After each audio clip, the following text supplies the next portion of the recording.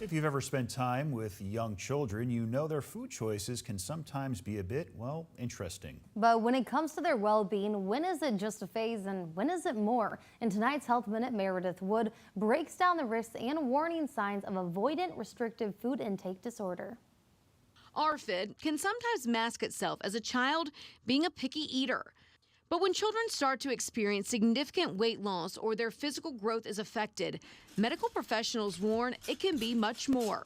It's very unique in that it seems to come up in younger childhood and really doesn't have anything to do with the child wanting to lose weight. It's just that they have a hypersensitivity often to textures and tastes and smells of food that causes them to not be interested in food, and as a result, they are restricting their food intake. Paige Love, a registered dietitian who treats kids with ARFID, says almost every patient she sees eats the same limited diet.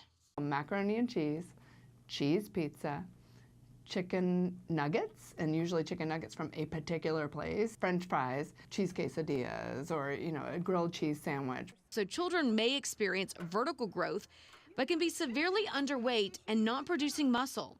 Slowed reactions, anxiety disorders, and a fear of social situations a lot of times go hand in hand with ARFID diagnosis.